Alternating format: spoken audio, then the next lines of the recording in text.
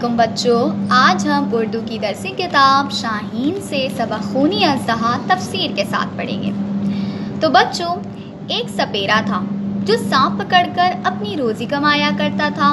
ایک دفعہ برف باری کے دنوں میں ایک خاص سانپ کی تلاش میں وہ ایک اونچے پہاڑ پر جا پہنچا۔ وہاں اسے ایک مردہ اژدہا نظر آیا۔ سپیرے نے اژدہے کو شہر لے جانے کا سوچا تاکہ وہاں جا کر وہ لوگوں کو اژدہے کا تماشا دکھا سکے اور خوب پیسے کما سکے۔ تو بچوں، سپیرا اژدہے کو شہر لے گیا۔ شہر آتے ہی حرارت کی وجہ سے اژدہے کے جسم نے حرکت کی۔ اس طرح حرکت کرنے کی وجہ سے لوگ حواس باختہ ہو کر بھاگنے لگے۔ سپیرا جو سامنے کھڑا تھا کچھ سمجھ نہ پایا۔ اژدہا جو کئی دنوں کا بھوکا تھا، سپیرے کو سامنے کھڑے دیکھ کر فوراً اسے نگل گیا۔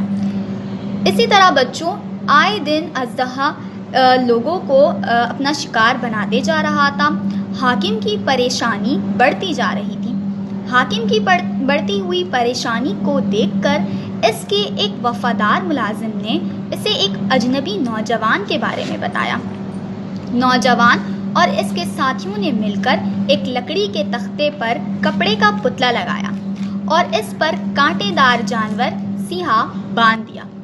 اژدہے نے پتلے کو دیکھا اور فوراً اسے نگل گیا۔ کانٹے دار جانور سیاہ کی وجہ سے اس کا حلق چھلنی ہو گیا۔ حلق چھلنی ہونے کی وجہ سے وہ کچھ کھا پی نہیں سکتا تھا اور کئی دنوں بھوکا رہنے کی وجہ سے کمزور ہو گیا اور نوجوان نے اسے آسانی سے ہلاک کر دیا۔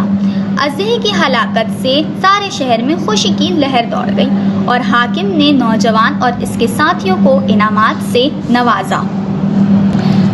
تو بچوں، خونی اژدہا سے ہم نے یہ سیکھا کہ بعض دفعہ طاقت کے بجائے تدبیر سے بھی کام کیا جا سکتا ہے۔